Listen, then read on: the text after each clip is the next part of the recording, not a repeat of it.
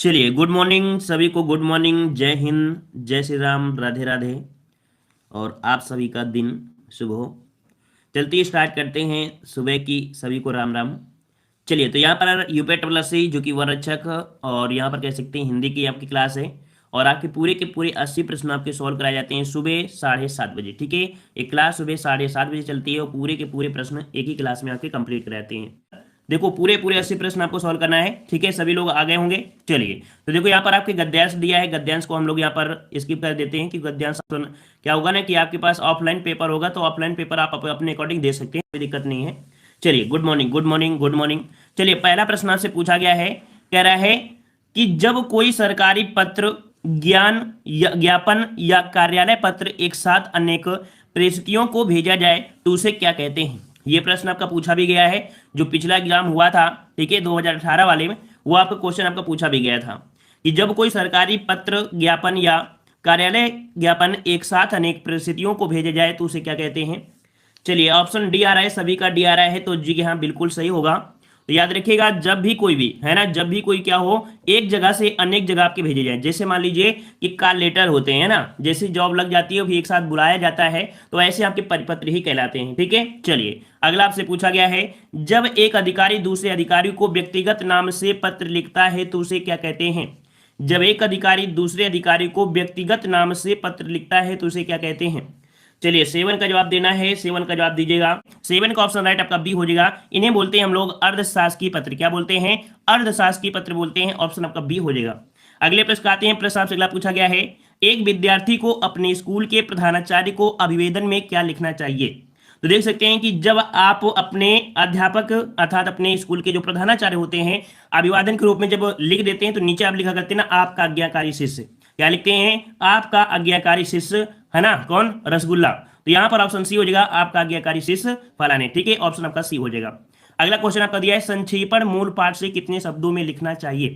तो संक्षेपण मूल पाठ से कितने शब्दों में लिखना चाहिए। यहां पर जैसे आप पत्र लिख रहे हैं और मेन पॉइंट जो आपका होता है उसके पूरे का 1/3। ठीक है, ऑप्शन आपके यहाँ पर बी हो जाएगा, 1/3 अर्थात कह सकते हैं कि 1/3 हो जाएगा। ठीक है, अगला आपसे पूछा गया है, हिंदी में ध्वनियां कितने प्रकार की होती हैं। हिंदी में ध्वनियां कितने प्रकार की होती हैं। यहाँ पर 10 का जवाब दीजिएगा कि हिंदी में ध्वनियां कितने प्रकार की होती हैं। चलिए, 10 का जवाब ए आ रहा है। 10 का जवाब ए आ रहा है, तो देख लेते हैं कि सभी का जवाब सही है। जी हाँ, सभी का जवाब बिल्कुल सही है। हिंदी में ध्वनियां होती हैं कितनी? 2 होती हैं, है ना। कितनी होती हैं? होती हैं 2 होती हैं, स्वर और आपका व्यंजन। क्लियर है। अगला पूछा गया है, कह रहा है मात्रा के आधार पर स्वर कितने प्रकार के होते हैं। चलिए जवाब दीजिएगा। 11 का जवाब दीजिएगा कि मात्रा के आधार पर स्वर कितने प्रकार के होते हैं।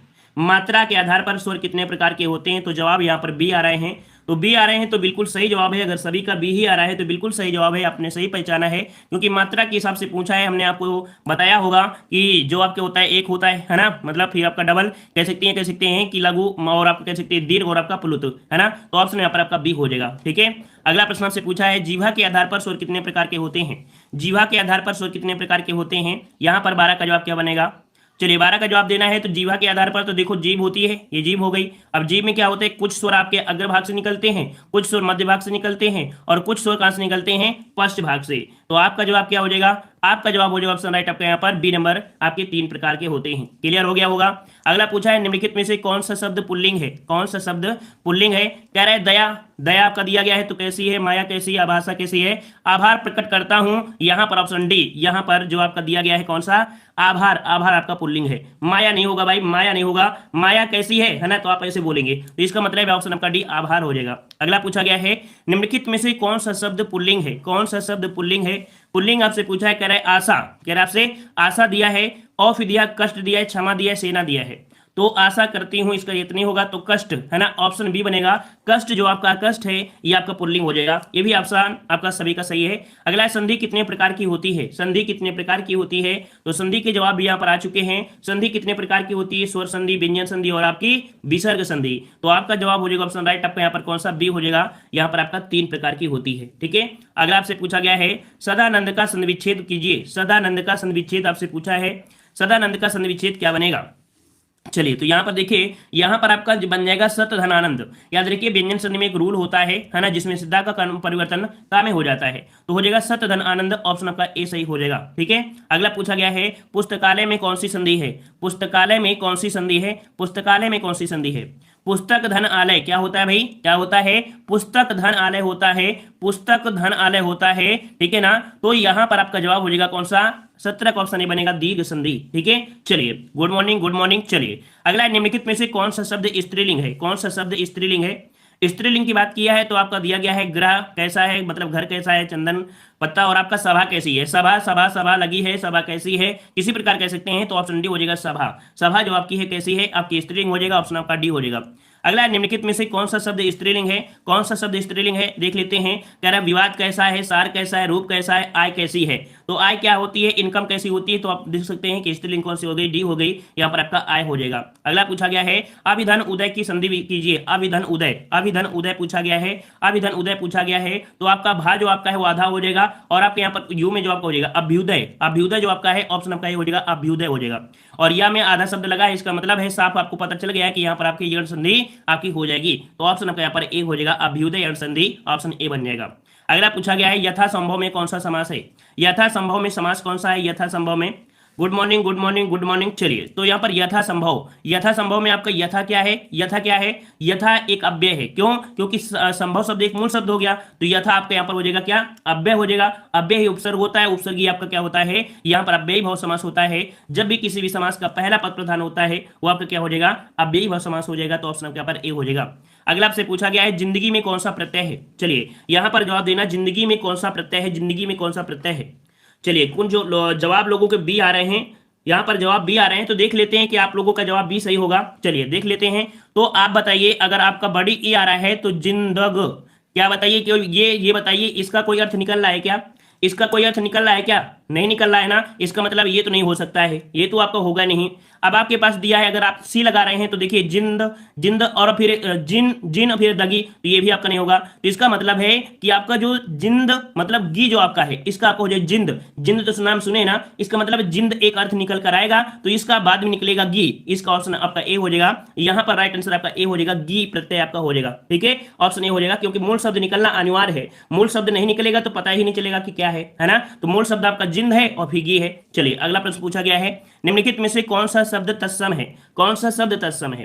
तो तत्सम शब्द पूछा गया है, और हमने बताया था तत्सम शब्द में क्या होता है, रा लगा होता है। चाहे रा ये वाला आपका नीचे हो, ऋषि वाला, चाहे ऊपर वाला हो, चाहे ये वाला हो, है ना। तो यहाँ पर देखो किसमें लगा है, प्रिय, है ना, प्रिय लिखा है। प्रिय मतलब इसका जो आपका तद्भव बनता है पिया बनता है ना। तो ऑप्शन कौन सा हो जाएगा, यहाँ पर आपका बनेगा तत्सम पूछा गया है, तत्सम। ठीक है, चलिए, और अगला पूछा गया है कि परमेश्वर में कौन सा समास है? परमेश्वर में, तो यहां पर आपका जवाब हो जाएगा, देखो गुरुदेव हो गया, ये महेश्वर हो गया, ये जो भी होते हैं हमेशा किसमें होते हैं, कर्मधारय समास होते हैं, जिसमें से विशेष विशेषण होता है या उपमेय उपमान की बात होती है, वहां पर आपका कर्मधारय समास होता है। ठीक है, अगला पूछा गया, निम्नलिखित में से कौन सा शब्द विदेशज है? कौन सा शब्द विदेशज है? विदेशज आपसे पूछा है तो आप जवाब बिल्कुल आसानी से देंगे, मात्र एक सेकंड में दे सकते हैं। रिक्शा है जापानी, कैसा है? रिक्शा है जापानी, तो ऑप्शन आपका ए हो जाएगा, रिक्शा है जापानी, तो जवाब आपका ए हो जाएगा, ये विदेशज है। ठीक है, अगला पूछा गया है कि निम्नलिखित में से कौन सा शब्द तत्सम नहीं है? कौन सा शब्द तत्सम नहीं है? तत्सम नहीं है तो देख लेते हैं, तत्सम नहीं है। वचन दिया है तो आपका तत्सम है, सलाका भी तत्सम है, तिक्त भी तत्सम है। दिया है चार, तो चार भी तत्सम नहीं होगा, क्योंकि इसका बनता है चत्वारी। क्या बनता है? चत्वारी बनता है, इस कारण से ऑप्शन डी ये आपका तत्सम नहीं है। ठीक है, अगला आपसे पूछा गया है, अध्यक्ष में कौन सा उपसर्ग है? अध्यक्ष में कौन सा उपसर्ग है?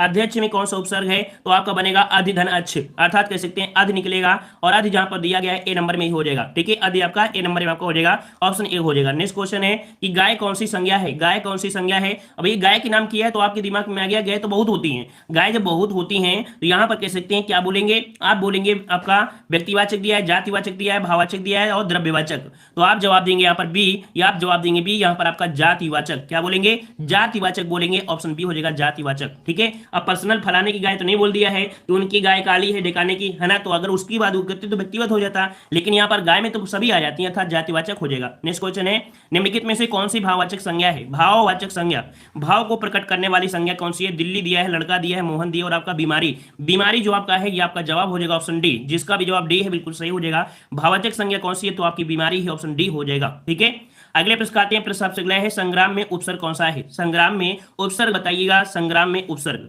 तो यहां पर बनेगा सम, क्या बनेगा? सम। लेकिन कौन सा? मां आधा शब्द निकलेगा, मां आधा, सम धन ग्राम, सम धन ग्राम, अर्थात कह सकते हैं कि ऑप्शन बी यहां पर आपका हो जाएगा राइट, बी नंबर। ठीक है, अगला पूछा गया है कि सावधानी में कौन सा प्रत्यय है? सावधानी, सावधानी में कौन सा प्रत्यय है? तो यहां पर देखो, अगर आपके दिमाग में आ रहा है कौन सा? आनी, तो आने अगर आप लगाओगे तो नहीं हो सकता है ना, नी केवल लगाओगे तो नहीं होगा। देखो इसका एक मूल शब्द निकलेगा सावधान, क्या निकलेगा? मूल शब्द निकलेगा सावधान। अब सावधान आ गया है तो ये तो एक शब्द निकला गया, इसका मतलब बड़ी ई बच रही है, तो बड़ी कहां पर है? ऑप्शन सी में है। ठीक है ना, मतलब क्या होता है, चाहे उपसर्ग हो चाहे प्रत्यय हो, एक मूल शब्द जरूर निकलेगा जिसका अर्थ निकलेगा, और जो अर्थ नहीं निकलेगा वही आपके यहाँ पर क्या हो जाएगा? प्रत्यय हो जाएगा। समझ में आ गया ना? तो इस प्रकार से सावधान निकल गया, ये आपके यहाँ पर प्रत्यय बच गया। अगला पूछा गया, हिंदी में कुल कितने सर्वनाम होते हैं? ये क्वेश्चन आपका पूछा गया था, जूनियर असिस्टेंट में भी पूछा गया था कि हिंदी में कुल कितने सर्वनाम होते हैं। तो याद रखिएगा, हिंदी में कुल सर्वनाम होते हैं कितने? तो 11 होते हैं, ऑप्शन सी हो जाएगा। हमने बेसिक वाले में बताया था कि हिंदी में सर्वनाम की संख्या क्या होती है, तो आपकी 11 होती है। 32 का ऑप्शन आपका सी बन जाएगा। अगला दिया है, राम सो रहा है, इस वाक्य में कौन सी क्रिया है? राम सो रहा है, बताइए कोई क्रिया कर रहा है क्या? सोना भी एक क्रिया है यहाँ पर। देखो हमने बताया था जैसे क्या है कि जैसे सोना है ना, क्या सोता है? हमने बताया था क्रिया में क्या से प्रश्न कीजिए, आपका जवाब आपके हाथ में मिल जाएगा। क्या सोता है, तो आप बोल सकते हैं कि क्या सोता है, नहीं बोल सकते ना। इसका मतलब है कि ये क्रिया जो हो रही है वो बिना कर्म के ही हो रही है, और बिना कर्म के हो रही है, इसका मतलब है कि आपकी अकर्मक क्रिया हो रही है। ऑप्शन आपका ए हो जाएगा। अगला प्रश्न आपका है, सर्वनाम के कुल कितने भेद होते हैं? सर्वनाम के कितने भेद होते हैं? तो सर्वनाम के भेद होते हैं, कितने होते हैं? तो आपका 5 दिया है, 6 दिया है, 7 दिया है और 8 दिया है। तो आपका जवाब हो जाएगा बिल्कुल सही है। यहां पर सर्वनाम की कुल संख्या होती है 6। कितनी होती है? 6 होती है। ऑप्शन पर आपका बी सही हो जाएगा। ठीक है, चलिए अगला पूछा है, वह एक सप्ताह बाद आया, इस वाक्य में कौन सा शब्द क्रिया विशेषण है? वह एक सप्ताह बाद आया, इस वाक्य में कौन सा शब्द क्रिया विशेषण है? ठीक है ना, तो यहां पर देखिए 35 में अगर आप देख पाएंगे तो वह एक सप्ताह, यहां तो होगा नहीं, तो यहां पर बाद शब्द है, जो बाद शब्द है ये आपका विशेषण हो जाएगा, क्योंकि समय को भी दर्शाएगा और क्रिया के साथ भी है, तो अर्थात यहां पर आपका बाद बन जाएगा। तो इसका ऑप्शन कौन सा बनेगा? ऑप्शन आपका सी सही हो जाएगा। ठीक है, सी नंबर आपका सही हो जाएगा। अगला पूछा गया है, सेनाएं युद्ध क्षेत्र में आगे बढ़ी, इस वाक्य में संबंध वाचक शब्द बताइए। ये भी देखो काफी अच्छा प्रश्न आपका है, सेनाएं युद्ध क्षेत्र में आगे बढ़ी, इस वाक्य में संबंध वाचक दिया है। सेनाएं तो संबंध आपका होगा नहीं, यहां पर युद्ध क्षेत्र दिया है, फिर आगे दिया है, फिर आपका बढ़ी दिया है। तो देखो यहां पर संबंध दर्शा रहा है, आगे बढ़ी, क्या बोली? आगे। आगे मतलब क्या है? तभी तो बोलेंगे संबंध दर्शा रहा है। तो इसका मतलब है कि ऑप्शन आपके यहाँ पर 36 का कौन सा हो जाएगा? आपका सी जवाब हो जाएगा। ठीक है, अगले प्रश्न आते हैं, प्रश्न आपसे अगला है, पर्वतीय में कौन सा विशेषण है? पर्वतीय में कौन सा विशेषण है? तो गुणवाचक है, संख्यावाचक तो देखो हो नहीं सकता है, परिमाण दिया है, फिर सार्वनामिक दिया है। तो सिंपल सी बात है कि यहाँ पर एक स्थान की बात कर रहा है ना, तो पर्वतीय क्षेत्र जो आपका एक स्थान की बात करेगा, तो आपका हो जाएगा कौन सा? ए नंबर, गुणवाचक, है ना। तो 37 का ऑप्शन आपका हो जाएगा ए नंबर, आपका हो जाएगा गुणवाचक विशेषण। नेक्स्ट क्वेश्चन है कि वह आया और मैं गया, इस वाक्य में समुच्चय बोधक शब्द बताइए। वह आया, है ना, समुच्चय मतलब क्या हुआ? दो को जोड़ रहा है, कौन जोड़ रहा है? तो आपका और जोड़ रहा है, तो और ही आपका हो जाएगा, ऑप्शन आपका सी हो जाएगा। ठीक है ना, समुच्चय बोधक शब्द कौन हो जाएगा? सी नंबर, और हो जाएगा। अगला है, निम्नलिखित में से कौन सा शब्द विशेषण है?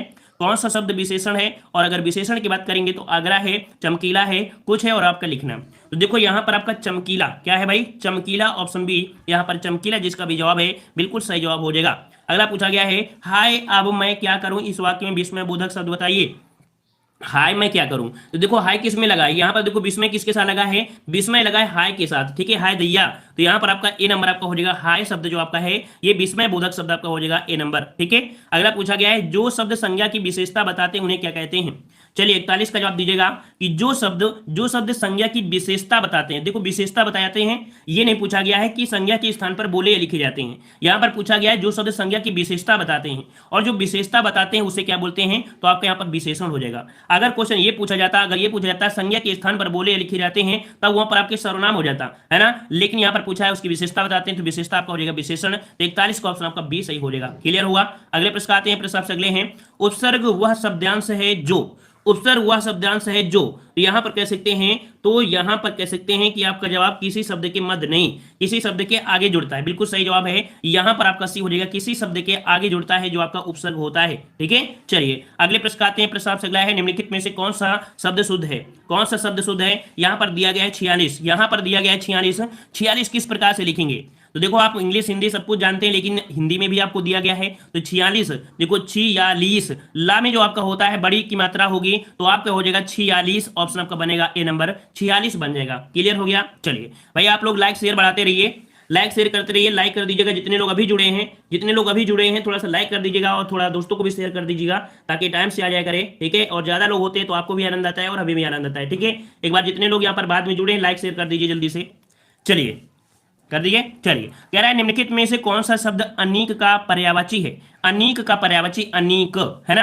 अनीक का पर्यायवाची देखो अर्जुन तो होगा नहीं, अग्नि भी नहीं होगा, घोड़ा भी नहीं होगा, तो आपका जवाब हो जाएगा सेना। सेना के भी आपके होते कटक होता है, कटक भी बहुत बार पूछा गया है, अनीक भी पूछा गया है, तो ऑप्शन आपका बी हो जाएगा सेना। नेक्स्ट क्वेश्चन है कपड़ा का पर्यायवाची बताइए। कपड़ा का पर्याय, देखिए कपड़ा का पर्याय दिया है चलन, है ना। चलन से कोई मतलब नहीं है। गगन दिया है, जंगल दिया है, वसन, वसन मतलब कपड़ा होता है, तो ऑप्शन आपका बी हो जाएगा वसन बन जाएगा, ठीक है। चलिए बहुत अच्छे। अगला पूछा है निम्नलिखित में से शुद्ध शब्द कौन सा है। शुद्ध शब्द आपसे पूछा है उज्ज्वलन। क्या पूछा गया है, उज्ज्वलन पूछा गया है। तो उज्ज्वलन यहाँ पर देख लेते हैं, तो आपका ये देखो आपका झ लगा है तो आपका होगा नहीं है। यहाँ पर उज्ज्वल शब्द आपका ये गलत है और उज्ज्वलन ये भी गलत है, तो इसका ऑप्शन आपका हो जाएगा ए नंबर। यहाँ पर आपका उज्ज्वलन सही लिखा गया है, ठीक है। चलिए अगला पूछा गया है उभय और आपका अभय शब्द युग्म का सही अर्थ बताइए। उभय और आपका अभय और उभय, है ना। अभय और आपका उभय, तो अभय मतलब क्या होता है, अभय मतलब होता है निर्भय, और उभय मतलब होता है दोनों। उभय मतलब कॉमन बोलते हैं ना, कॉमन ये कह सकते हैं आपका दोनों होगा, तो यहां पर कह सकते हैं कि आपका जवाब हो जाएगा कौन सा, निर्भय, और आपके यहां पर दोनों। जवाब आपका ए सही हो जाएगा, ठीक है। अगला पूछा गया है आकाश का विलोम शब्द बताइए। आकाश का विलोम पूछा है,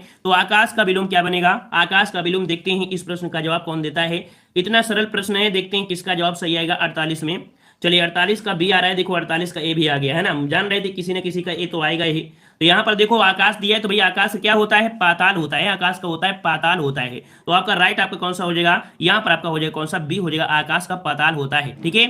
अगला आपसे पूछा गया है, कह रहा है अली और आपका अली, अली और अली। तो देखो यहाँ पर अली दिया गया है और आपका अली दिया है, इसका मतलब अली मतलब क्या होता है, सखी होता है। अली मतलब क्या होता है, सखी होता है, ठीक है। अली मतलब क्या होता है, तो आपका भौरा होता है। क्या होता है, भौरा होता है। तो इस कारण से जवाब कौन सा हो जाएगा, जवाब हो जाएगा ऑप्शन बी, भौरा और आपका सखी हो जाएगा। तो एक साथ आपका जवाब मिल गया बी नंबर। नेक्स्ट क्वेश्चन है पृथ्वी का विलोम क्या होता है। चलिए 50 का जवाब दीजिएगा, पृथ्वी का आपका विलोम क्या बनेगा। तो भाई पृथ्वी है, तो पृथ्वी है तो आपके पास जवाब कौन हो जाएगा, तो भाई पाताल में मत पहुंचिएगा। अब देखिए पृथ्वी है तो भाई पाताल में तो पहुंचना नहीं है, तो यहाँ पर देखिए जवाब कई लोगों के आ रहे हैं, यहाँ पर बी भी आ रहे हैं, है ना। तो भाई आप पृथ्वी का पाताल नीचे और थोड़ा पहुंचोगे, पृथ्वी का क्या हो जाएगा, आकाश, तो आकाश पाताल, आकाश पाताल, तो यहाँ पृथ्वी पृथ्वी और आकाश, ठीक है, पृथ्वी और आकाश हो जाएगा। तो 50 का ऑप्शन आपका बनेगा ए नंबर, ठीक है। 50 का बनेगा ए नंबर, पृथ्वी और आपका आकाश हो जाएगा, ठीक है। चलिए अगले प्रश्न आते हैं। प्रश्न आपसे अगला दिया है बड़ा घर छोटा आदमी नीला वस्त्र में विशेष शब्द क्या है। विशेष पूछा गया है, मतलब जिसकी विशेषता बताई गई है। विशेषता बताई गई है बड़ा घर है ना। आपसे बोलेंगे बड़ा घर है तो कह सकते हैं बड़ा क्या है यहाँ पर, तो ये तो कह सकते हैं आपका हो जाएगा विशेषण। तो घर शब्द है, आदमी और आपका वस्त्र, तो यहाँ पर आपका हो जाएगा घर, आदमी, वस्त्र, ये आपका हो जाएगा विशेष। क्लियर हो गया। अगला पूछा गया है वाच्य होते हैं, वाच्य होते हैं, वाच्य होते कितने होते हैं, तो आपने पढ़ा होगा कृत्यवाच्य, फिर पढ़ा होगा कर्मवाच्य, फिर पढ़ा होगा आपका भाववाच्य। तो आपका जवाब बिल्कुल सही आ रहा है। यहाँ पर 3 प्रकार के होते हैं, 3 प्रकार के होते हैं, ए नंबर आपका सही हो जाएगा। अगला पूछा है निम्नलिखित में से भाववाच्य बताइए। भाववाच्य पूछा गया है, भाववाच्य कौन सा है, कह रहे तुम फूल तोड़ोगे, तुम फूल तोड़ोगे, फिर कह रहे अब चला जाए, बच्चे खेल रहे हैं, पुस्तकें लिखी जाएं। तो देखो हमने आपको बताया था अब चला जाए एक भाव को दर्शाता है, तो यहाँ पर ऑप्शन राइट आपका हो जाएगा कौन सा, बी हो जाएगा, अब चला जाए, ठीक है। अगला पूछा गया है कि छक्का पंजा करना, मोहरे का सही अर्थ क्या होगा। छक्का पंजा करना, छक्का पंजा करना, इसका मतलब है कि आपसे दिया गया झगड़ा लगाना नहीं, ओछी हरकत। यहाँ पर देखो क्या हो जाएगा, ओछी शब्द लिखा होना चाहिए, ओछी हरकत से कार्य सिद्ध करना, तो यहाँ पर आपका बी हो जाएगा, ओछी हरकत से कार्य सिद्ध करना छक्का पंजा करना होता है, ठीक है। अगले प्रश्न आते हैं। प्रश्न आपसे अगला है निम्नलिखित में से सममात्रिक छंद कौन सा उदाहरण है। सममात्रिक छंद का उदाहरण कौन सा है। सममात्रिक छंद मतलब कह सकते हैं कि जितने भी आपकी कह सकते हैं क्या होती हैं, चरण होते हैं, तो चरण में सभी मात्राएं बराबर होना चाहिए। तो सभी बराबर आपकी इसमें दोहा में तो होती नहीं है, ना ही सुरठा में होंगी, तो आपका जवाब हो जाएगा सी, चौपाई हो जाएगा। क्या हो जाएगा यहाँ पर चौपाई, ऑप्शन आपका सी हो जाएगा, चौपाई, ठीक है। अगला पूछा गया है, कह रहे दिए गए वाक्य में एक रेखांकित शब्द है, उस शब्द में प्रयुक्त उपसर्ग किस कोटि का है। विद्यालय का उप प्रधानाचार्य जिम्मेदार व्यक्ति होता है। यहाँ पर उप दिया गया है, उप दिया है, और उप जो आपका है ये कैसा उपसर्ग है, हमने आपको ऐसा नहीं पहली बार बता रहे हैं, बहुत पहले बार बताए, मतलब बहुत पहले और भी बता चुके हैं। तो यहाँ पर ये जो आपका उप है, ये आपका होता है आपका ये नंबर, ये तत्सम उपसर्ग है। कैसा है? तत्सम उपसर्ग है। ऑप्शन राइट आपका बनेगा यहाँ पर ये नंबर, ठीक है ना। उप जो शब्द होता है इसका मतलब छोटा, तो एक अर्थ आपका हो गया संस्कृत रूपी में, तो ऑप्शन आपका ए हो जाएगा, तत्सम उपसर्ग है। अगला क्वेश्चन है, सरस्वती का पर्यायवाची नहीं है। चलिए, पर्यायवाची आपसे पूछा गया है, सरस्वती का पर्यायवाची नहीं है, सरस्वती का पर्यायवाची नहीं है, नहीं है। तो देख लेते हैं। देखो, सरस्वती का पर्यायवाची वाणी होता है, वीणा पाणी भी होता है, शारदा भी होता है ना, शारदा भी होता है, लेकिन कमला नहीं होता है। ठीक है, क्या नहीं होता है? कमला नहीं होता है। तो आपके सामने जवाब आ गया था, ऑप्शन सी राइट हो जाएगा। ठीक है, अगला पूछा गया है, रेलगाड़ी शब्द कैसा है? रेलगाड़ी शब्द कैसा है? तो देखो, रेल यहाँ पर आपकी कैसी है? रेल आपके यहाँ पर इंग्लिश शब्द आपका है, ठीक है ना, और गाड़ी आपके यहाँ पर हिंदी शब्द है। जब दो भाषाओं से कोई भी शब्द बनता है वो संकर शब्द हो जाता है। ठीक है, ऑप्शन डी हो जाएगा, संकर शब्द हो जाएगा। जैसे आपने देखा होगा कि कोई पौधा अगर दो टहनियों को काटकर बनाया गया है तो वो आपका संकर हो जाता है। ठीक है ना, तो यहां पर आपका जवाब डी हो जाएगा, संकर। नेक्स्ट क्वेश्चन दिया है, समुच्चय बोधक को कहते हैं। चलिए, 59 का जवाब देना है। समुच्चय बोधक को कहते हैं, समुच्चय बोधक को कहते हैं, अभिकारी कहते हैं या विकारी कहते हैं, या आपका ए और बी दोनों हो जाएगा। चलिए, तो जवाब यहां पर आ रहे हैं। चलिए, किसी लोगों का जवाब सी आ रहे हैं, किसी का बी भी आ रहा है। चलिए, तो यहां पर देख लेते हैं समुच्चय बोधक। ये बताइए, समुच्चय बोधक क्या विकारी भी हो सकता है या विकारी दोनों एक साथ हो सकता है? एक ही चीज लगाइएगा भाई, ऐसी चीज में एक ही लगाना है। और ये भी आप क्या लगाएंगे? यहां पर लगाएंगे अविकारी। समुच्चय बोधक क्या होते हैं? अविकारी होते हैं। तो ऑप्शन आपका ए हो जाएगा, अविकारी। ठीक है, चलिए, अगला पूछा गया है, निम्नलिखित में से कौन सा शब्द स्त्रीलिंग में प्रयुक्त होता है? स्त्रीलिंग में प्रयुक्त होता है, यहां पर देख लेते हैं, ऋतु, फिर दिया पंडित, फिर दिया हंस, फिर आपका आचार्य। तो यहां पर देख सकते हैं ऋतु। ऋतु कैसी है? तो आप बोलेंगे ऋतु आपकी सर्दी ऋतु है ना, शरद ऋतु है, शरद ऋतु है। इसका मतलब है कि यहां पर आपका जवाब ए हो जाएगा, ऋतु। हंस कैसा होता है? हंस कैसा होता है तो ऋतु हो नहीं सकता है। ठीक है, पंडित कैसा है, आचार्य कैसा है ना, तो इसका मतलब है ए नंबर आपका सही हो जाएगा, ऋतु हो जाएगा। अगला पूछा गया है, हिंदी में वचन होते हैं, हिंदी में वचन होते हैं, हिंदी में वचन होते हैं, कितने होते हैं? तो भाई हिंदी में वचन होते हैं कितने? दो होते हैं। एक होता है कौन सा? एक वचन, फिर आपका बहुवचन। द्विवचन आपको मिलेगा संस्कृत में। ठीक है, मतलब संस्कृत में आपके होते हैं वचन तीन, लेकिन हिंदी में होते हैं दो। ठीक है, अगला पूछा गया है, अधिमानता में प्रयुक्त उपसर्ग कौन सा है? अधिमानता में प्रयुक्त उपसर्ग कौन सा है? अधि। अधि यहां पर देखो, अधि और मानता, तो मानता शब्द एक मूल शब्द आ गया। इसका मतलब है कि आपका अधि जो आपका है, यह आपका उपसर्ग हो जाएगा, जो कि राइट आंसर आपका सी हो जाएगा, अधि हो जाएगा। ठीक है, अगला पूछा गया है, इच्छु का तद्भव रूप क्या है? इच्छु का तद्भव रूप, तो देखो यहां पर इच्छु दिया है और छा का परिवर्तन आपके तद्भव में खा हो जाता है। ठीक है, अगर तत्सम दिया है छा और इसका आपका तद्भव बनाएंगे तो आपका खा हो जाएगा, तो इच्छु का हो जाएगा, खा हो जाएगा, तो आपका जवाब हो जाएगा सी, ईक हो जाएगा। क्या हो जाएगा? ईक। ऑप्शन आपका सी हो जाएगा। नेक्स्ट क्वेश्चन दिया है, उद्धान का शुद्ध वर्ण विच्छेद बताइएगा। उद्धान का शुद्ध वर्ण विच्छेद आपको बताना है। तो यहां पर आपका दिया गया है उ, द और ये, इसका मतलब ये एक साथ हो गया, बड़ा अलग गया तो इसका ना पूरा हो गया। इसका मतलब है कि यहाँ पर ये तो सही दिया है। चलिए, यहाँ पर देखो, ये तो आपका होगा नहीं है, फिर आपको यहाँ पर दिया गया है उ, द, यू, ब या ना। देखिए यहाँ पर कह सकते हैं, देखो ऑप्शन आपके जो दिए गए हैं यहाँ पर कौन से, यहाँ पर दोनों ही ऑप्शन आपके सही कर दिए गए हैं। ठीक है, ए और सी दोनों ही सेम टू सेम लिखे हैं, यहाँ पर सेम टू सेम लिखे हैं। इसका मतलब है यहाँ पर दोनों ही सही आपको करना है। क्यों? क्योंकि यहाँ पर कह सकते हैं किसी में कोई त्रुटि नहीं की गई इन दोनों में। ठीक है, सेम टू सेम लिख दिए गए हैं, तो यहाँ पर आपका ए और सी दोनों ही एक जैसे सेम ही लिखे हैं। ठीक है, चलिए, अगला पूछा गया है, सरयूर में संधि कौन सी है? सरयूर में कौन सी संधि है? सरयूर में दिया है, सरयूर में, तो देखो सरयू धन ऊर में बनेगा। इसका मतलब है कि छोटू यू, छोटा ऊ और जो आपका बड़ा होता है तो वो आपका होता है दीर्घ संधि में। किस में होता है? दीर्घ संधि में। तो ऑप्शन आपका यहाँ पर ये हो जाएगा, आपका दीर्घ संधि बन जाएगा। ये भी आपका राइट आंसर आपका हो चुका है, जवाब बिल्कुल सही। नेक्स्ट क्वेश्चन है, जिस समाज का कोई पद प्रधान नहीं होता है उसे क्या कहते हैं? जिस समाज का कोई भी पद प्रधान नहीं होता है, कोई भी पद प्रधान नहीं होता है, तो वो आपका कौन सा होता है? तो देखो, दिग होता है संख्यावाची, ये तो होगा नहीं। द्वंद्व समास में दोनों ही पद आपके प्रधान होते हैं। कर्मधारय समास में तो विशेष विशेषण होता है। तो इसका मतलब है आपका जवाब डी हो जाएगा, बहुब्रीहि समास। बहुब्रीहि समास का कोई भी पद प्रधान नहीं होता है, इसका बनने वाला तीसरा पद प्रधान होता है। तो ऑप्शन आपका यहाँ पर डी हो जाएगा, बहुब्रीहि समास। नेक्स्ट क्वेश्चन, विशेषण और विशेष के योग से कौन सा समास बनता है? देखो, अभी हमने बताया था विशेषण और विशेष के योग से कौन सा समास बनता है, अभी हमने इसके ऊपर देखो बताया है। तो इसका मतलब है कि इसका जवाब आप लोग कमेंट बॉक्स में कमेंट करेंगे। ठीक है, इसका जवाब आप लोग कमेंट बॉक्स में कमेंट करिएगा। जो ऑफलाइन वीडियो देखेंगे वो भी जवाब दीजिएगा और आप जवाब दीजिएगा। चलिए, अगला है, प्रत्यय होता है। प्रत्यय जो होता है, प्रत्यय होता है वो क्या होता है? चलिए देख लेते हैं, प्रत्यय आपका जवाब क्या बनेगा।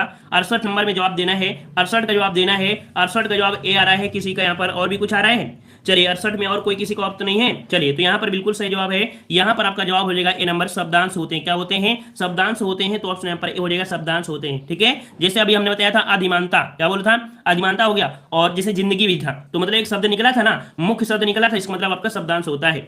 अगला पूछा गया, लिप की आवश्यकता होती है भाषा बोलने में, भाषा लिखने में, भाषा संकेत में, इन तीनों में। तो देखो, लिप मतलब होता है लिखना, लिप मतलब होता है लिखना, और लिखना होता है, इसका मतलब है कि आपका जवाब हो जाएगा कौन सा? ऑप्शन आपका बी हो जाएगा, भाषा लिखने में। ठीक है, अगला अगला पूछा गया है खड़ी बोली निकली है, खड़ी बोली निकली है। खड़ी बोली आपकी कहाँ है, तो आपकी हिंदी की जो आपकी बोली है कौन सी, पश्चिमी हिंदी। पश्चिमी हिंदी के 5 पार्ट हो जाते हैं और उस 5 पार्ट में तो आपका होता है खड़ी बोली, तो ऑप्शन आपका बी हो जाएगा, पश्चिमी हिंदी आपकी हो जाएगा। ठीक है, अगला आपसे पूछा गया है कि हिंदी भाषा की कुल वर्ण लिपियां कितनी हैं। हिंदी भाषा की कुल वर्ण लिपियां कितनी हैं, कुल वर्ण लिपियां कितनी हैं। लाइक शेयर बढ़ाते रहिए, लाइक शेयर बढ़ाते रहिए भाई, लाइक शेयर कम मत करिए, जल्दी से बढ़ाते रहिए, है ना। चलिए, तो यहाँ पर देखो हिंदी भाषा की कुल वर्ण लिपियां कितनी है, तो आपके स्वर और व्यंजन को मिलाएंगे, स्वर और व्यंजन को मिलाएंगे तो कुल आपके कितने हो जाएंगे, आपके 52 हो जाएंगे। तो आपका जवाब हो जाएगा कितना हो जाएगा, आपका सी हो जाएगा, है ना, सी हो जाएगा। अच्छा, अगर क्वेश्चन ये पूछ लेता यहाँ पर जो 44 दिया है, क्योंकि 44 वाला क्वेश्चन बनता है, क्या बनता है, बोला जाता है कि अगर संयुक्त को ना मिलाया जाए, संयुक्त को ना मिलाया जाए तो आपकी संख्या कितनी हो जाती है, तो आपकी 44 हो जाती है। संयुक्त आपके क्या होते हैं, संयुक्त आपके 4 होते हैं, संयुक्त व्यंजन होते हैं और 4 होते हैं संयुक्त स्वर। ये 4 को हटा लोगे तो कितने बनेंगे, 44। जब बोला जाए कि संयुक्त व्यंजन को हटाने पर वर्णों की संख्या तब आपकी 44 होती है, याद रहेगा। चलिए, अगला पूछा गया है, हाँ यहाँ पर जो 33 होते हैं तो व्यंजन तो आपके 33 होते ही हैं। ठीक है, अगला प्रश्न आपका है मध्य स्वर कहते हैं, मध्य स्वर। तो मध्य स्वर आपके कौन होता है, 72 नंबर में मध्य स्वर। तो देखो हमने बताया था जीव में, अभी इसी वीडियो में बताया था कि जीव के आधार पर आपके 3 वर्ड होते हैं, 3 प्रकार के। मध्य स्वर में जो आपका आता है कौन आता है, तो आपका जो छोटा होता है यह आपका मध्य स्वर होता है। आपका जवाब हो जाएगा ऑप्शन राइट आपका डी। यहाँ पर जो आपका आ है ये मध्य स्वर हो जाएगा, जीव के मध्य भाग से निकलता है। जब बोलते हो तो थोड़ा सा गड्ढा हो जाता है, जीभ में हल्का सा गड्ढा हो जाता है जब इसको बोलते हो। ठीक है, अगला पूछा गया है निम्नलिखित में से कंठ वर्ण कौन सा है, कंठ वर्ण कौन सा है। तो आपने पढ़ा होगा कि कंठ वर्ण में का होता है, खा होता है, का खा गा जा होता है। लेकिन एक चीज और भी बताया था हमने कि जो आपका छोटा आ होता है, जो छोटा आ होता है, साथ में आपके यहाँ पर हा होता है, विसर्ग जो आपके होते हैं ये भी आपके इसमें आते हैं, कंठ वर्ण में होते हैं। तो ऑप्शन का हो जाएगा बी हो जाएगा, है ना। वहीं पर जो आपका ये दिया है छोटी छोटी और आपका बड़ी किसमें होते हैं, ये होते हैं तालु में। तो ये दिया गया है आपका तालब वाला दिया गया है, ठीक है ना। तो यहाँ पर ऑप्शन पूछा गया था कंठ, तो कंठ वाला आपका हो जाएगा बी नंबर, यहाँ पर बी हो जाएगा। अगला पूछा गया है राधन माँ का रूप क्या है, राधन माँ का यहाँ पर रूप पूछा है। तो यहाँ पर देखो पूछा है राधन माँ का रूप क्या बनेगा, तो इसका रूप आपका बनेगा कौन सा बनेगा, ऑप्शन राइट आपका बनेगा यहाँ पर 74 का जवाब आपका बनेगा सी। यहाँ पर ऑप्शन आपका सी बनेगा, क्योंकि इसमें से आप जब निकालेंगे तो रा इसमें से पूर्ण वर्ण बन जाएगा, इसमें से रा क्या निकलेगा, पूरा का पूरा वर्ण निकलकर आपके पास आ जाएगा। ठीक है, और माँ आपका आधा हो जाएगा, तो ऑप्शन आपका यहाँ पर सी हो जाएगा। नेक्स्ट प्रश्न आपका दिया है प्रयोग के आधार पर शब्द भेद कितने होते हैं, प्रयोग के आधार पर शब्द के भेद कितने होते हैं, प्रयोग के आधार पर शब्द के भेद कितने होते हैं। तो प्रयोग के आधार पर होते हैं 2, प्रयोग के आधार पर होते हैं 2 होते हैं। अब ये 2 कौन से होते हैं, एक होता है सार्थक होता है, एक होता है निरर्थक होता है। सार्थक मतलब होता है जिसका अर्थ निकलता है, और निरर्थक मतलब होता है जो अर्थ न निकलता हो। जैसे आपका रोटी, रोटी का अर्थ निकल, रोटी ओटी है ना, रोटी ओटी दो भाई, तो रोटी का अर्थ निकला मतलब ये सार्थक है, ओटी आपका निरर्थक हो जाएगा। अगला आपसे पूछा गया है निम्नलिखित में से किस धातु से भाषा बनी है, किस धातु से भाषा बनी है। तो भाषा बनी आपकी किससे, भास धातु से बनी है, भास धातु से बनी है, ऑप्शन बी हो जाएगा, भास हो जाएगा। ठीक है, अगला पूछा गया है धातुष्मा में प्रयुक्त संधि कौन सी है, धातुष्मा में कौन सी आपकी संधि है, धातु धन ऊष्मा, क्या बनेगा, धातु धन ऊष्मा बनेगा। इसका मतलब है कि यहाँ पर आपका धातु धन ऊष्मा, छोटा ऊ बड़ा ऊ बराबर वही होगा, दीर्घ वाला आपका हो जाएगा, ऑप्शन सी हो जाएगा, दीर्घ संधि बन जाएगा। ठीक है, अगला पूछा गया है कि प्रा में, देखो प्रा में पूर्ण वर्ण कौन सा है, प्रा में पूर्ण वर्ण कौन सा है। 78 वाले में देखते हैं कि जवाब किसका यहाँ पर सही हो जाएगा, 78 में देखते हैं जवाब किसका सही हो जाएगा। तो यहाँ पर बी नंबर आ रहा है और किसी का सी भी आ रहा है, बी आ रहा है, सी आ रहा है। चलिए मानते हैं कि बी और सी आप लोगों को यहाँ पर देख लेते हैं।